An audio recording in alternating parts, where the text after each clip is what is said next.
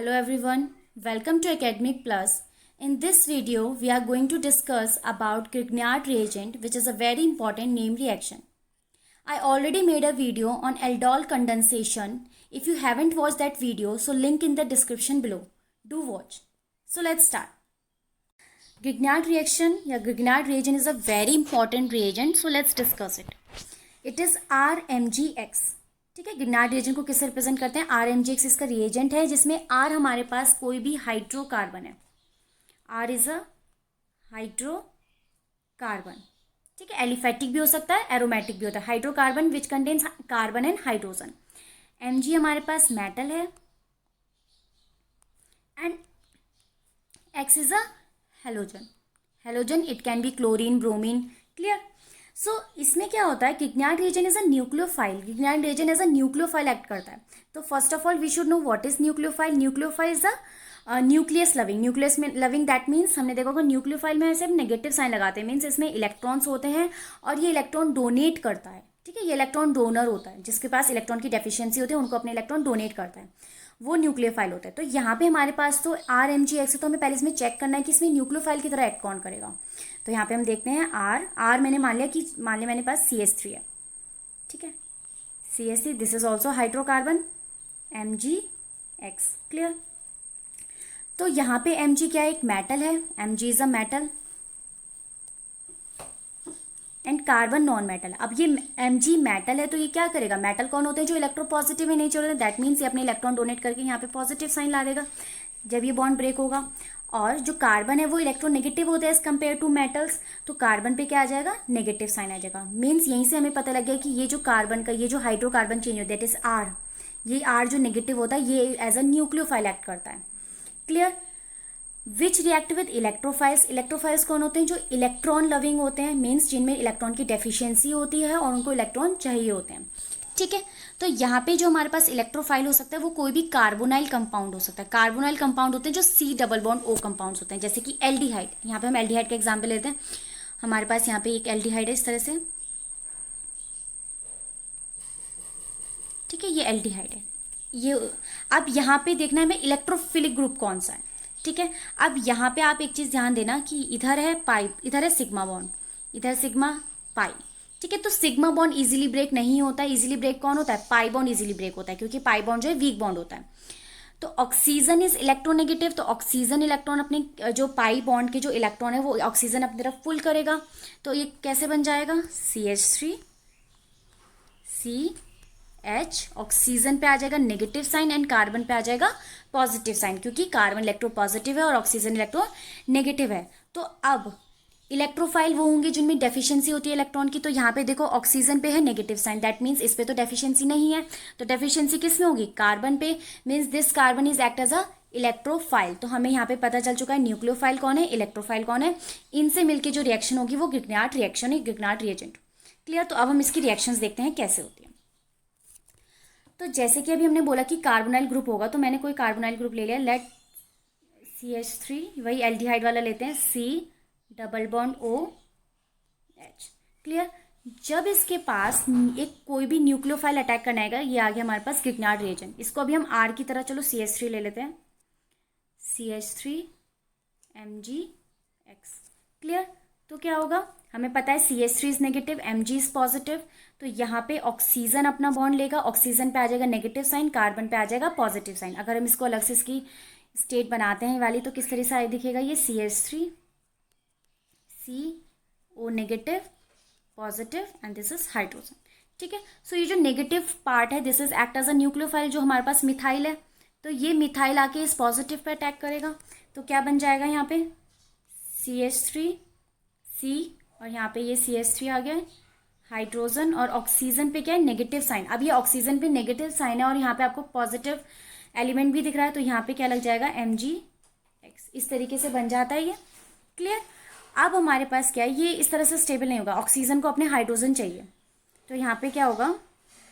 हम डालते हैं H3O positive hydronium ion. That is अगर हम इसको खोलेंगे तो ये किस तरीके से बन सकता है? HOH और दिस इज H और ऑक्सीजन पे पॉजिटिव.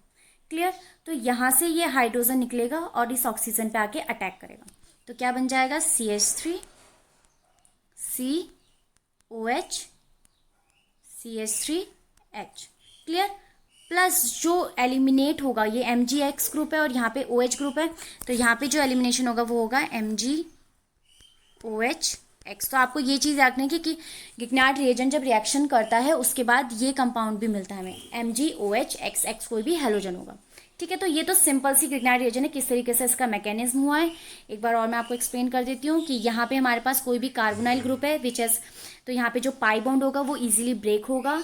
जो ऑक्सीजन है वो इलेक्ट्रोनेगेटिव है, तो वो पाई बॉन्ड के जो शेयरिंग इलेक्ट्रॉन है वो अपनी तरफ पुल करेगा। ऑक्सीजन पे आ जाएगा नेगेटिव साइन, कार्बन पे आ जाएगा positive sign. Clear. Then we have Grignard reagent in which there is a nucleophile that is CH3 negative। CH3 negative positive pay attack करेगा, तो यहाँ पे CH3 ने अटैक करा है।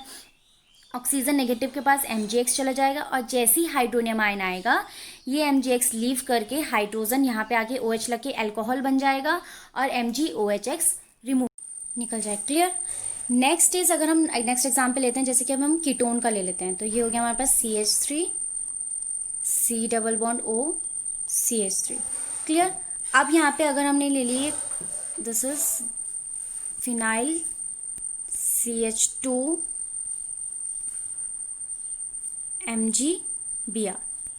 क्लियर। तो अब हमें पता है कि यहाँ से बॉन्ड ब्रेक होगा, कार्बन इज इलेक्ट्रोनेगेटिव, कार्बन पे नेगेटिव, मैग्नीशियम पे पॉजिटिव, दैट मीन्स जो हमें न्यूक्लियोफाइल है वो ये पूरा ग्रुप है, बेंजाइलिक ग्रुप बोलेंगे इसे। क्लियर। तो ये पूरा ग्रुप हमारे पास क्या है, एज अ न्यूक्लियोफाइल एक्ट करेगा। पाई बॉन्ड ब्रेक होगा, ऑक्सीजन पे नेगेटिव साइन जाएगा, कार्बन पे पॉजिटिव साइन आएगा। क्लियर। तो अब क्या होगा यहाँ पे CH3CO। अब कार्बन पे अगर हमारे पास पॉजिटिव साइन आया है तो ये पूरा ग्रुप जो हमारे पास बेंजाइलिक ग्रुप है वो आके कार्बन पे अटैच हो जाएगा। तो कैसे अटैच होगा, यहाँ पे आएगा CH2 और यहाँ पे ये रिंग आ गई। क्लियर। और यहाँ पे ऑक्सीजन पे क्या आ जाएगा, MgBr। ओके। अब यहाँ पे MgBr आ गया है, तो अब हम क्या करेंगे, हाइड्रोनियम आयन डालेंगे। Hydronium ion that is H3O positive हम इसमें ऐड कराएंगे। तो चलो कराते हैं। यहाँ पे आ गया H3O पॉजिटिव। क्लियर। तो यहाँ पे क्या होगा, इसका जो हाइड्रोजन H पॉजिटिव है वो आके ऑक्सीजन पे अटैच हो जाएगा, ये बन जाएगा CH3 COH CH2। इसको मैं फिनाइल रिंग PH को भी हम, ये जो फिनाइल रिंग होती है जो ये होती है, इसको हम PH भी बोलते हैं। ठीक है, फिनाइल। क्लियर। और क्या रिमूव हो जाएगा यहाँ से, MgOHBr। तो दिस इज अ गिग्नार्ड रिएजेंट। बहुत इजी रिएक्शन है बट आपको क्लियर अच्छे से कर लेना अपना। ठीक है। अगर हम इसमें साइनाइड का एग्जाम्पल लेते हैं, लाइक अगर हमने ये वाला एग्जाम्पल लिया CH3C ट्रिपल बॉन्ड N, तो इसमें क्या है, तो इसमें हमें दिख रहा है यहाँ पे भी पाई बॉन्ड है। और अगर यहाँ पे हम ग्रिग्नार्ड रिएजेंट डालेंगे, लेट RMgX हमने इसमें ऐड कराया, तो न्यूक्लियोफाइल और न्यूक्लियोफाइल तो वही रहेंगे। यहाँ पे क्या होगा, अब ये भी सेम केस है जैसे कार्बोनाइल का केस होता है, उसका केस भी सेम ऐसे ही होगा।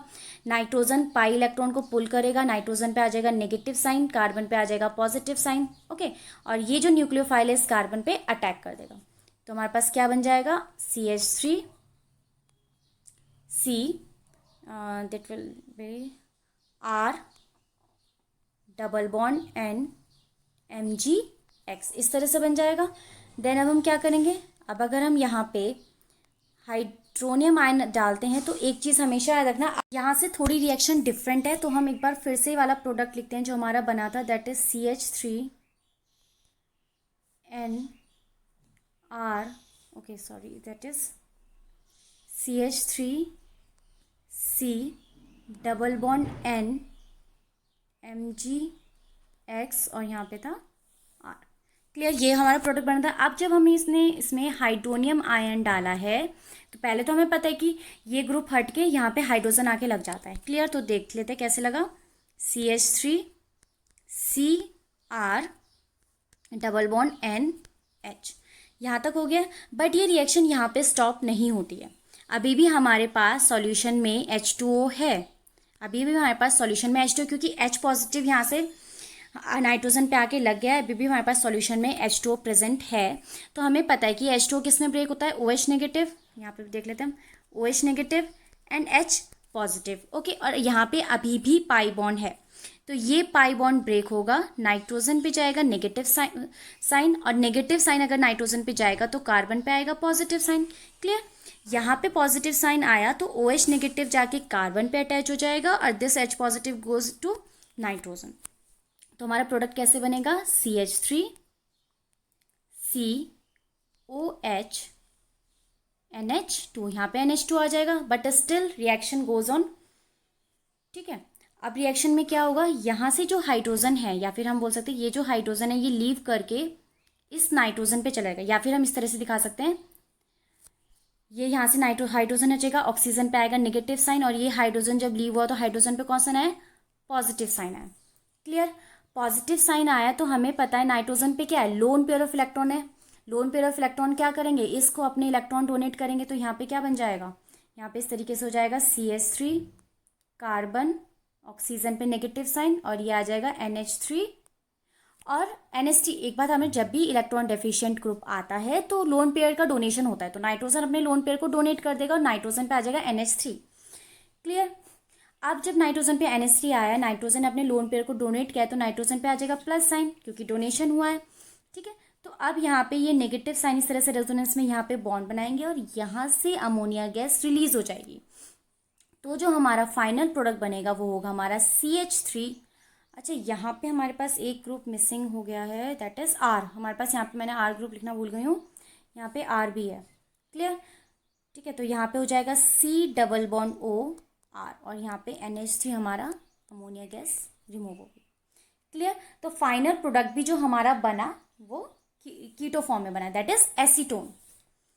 क्लियर? तो इस चीज़ को आपको हमेशा रखना कि जब नाइट्रोजन के साथ गिगनार्ड रिएजेंट होगी और जब एंड में हाइड्रोनियम आयन डलेगा तो वो यहाँ पे रिएक्शन स्टॉप नहीं होगी, रिएक्शन फर्दर प्रोसीड होगी और तब तक होती रहेगी जब तक अमोनिया गैस रिलीज नहीं होगी। So this is all about Grignard reagent. One more thing is about Grignard reagent is Grignard reagent is kept in anhydrous condition. Grignard reagent को एनहाइड्रस कंडीशन में रखा जाता है, दैट इज जहाँ पे बिल्कुल भी मॉइस्चर नहीं होगा। क्यों रखा जाता है? क्यों? अभी हमने देखा कि जो गिगनार्ड रिएजेंट है वो बहुत ज़्यादा रिएक्टिव होता है। अगर वो मॉइस्चर की कांटेक्ट में आएगा तो वो एल्केन में फॉर्म हो जाता है। कैसे? अगर मैंने यहाँ पे लिया है CH3 CH2 MgX और अगर गलती से ये मॉइस्चर की फॉर्म में आ गया, दैट इज H2O की फॉर्म में आ गया, H2O किस में ब्रेक होगा? H पॉजिटिव OH नेगेटिव, और हमें यहाँ पे पता है कि CH2 कैसा आता है? न्यूक्लियोफाइल, और Mg के पास पॉजिटिव, तो ये जो नेगेटिव है इस हाइड्रोजन के कॉन्टैक्ट में आएगा और एल्केन बना लेगा, दैट इज इसने क्या बना लिया? इथेन बना लिया है, और यहाँ पे MgOH आ जाएगा। तो इसी चीज़ को प्रिवेंट करने के लिए, इसी फॉर्मेशन को प्रिवेंट करने के लिए हम गिगनार्ड रिएजेंट को एनहाइड्रस कंडीशन में रखते हैं, क्योंकि अगर ये जो है हमारे पास एल्केन में कन्वर्ट हो गया तो हम उसको फर्दर किसी भी रिएक्शन के लिए कैसे यूज़ करेंगे जब हमारा रिएजेंट ही खराब हो गया। Clear? So that is all about Grignard reagent. Thank you so much.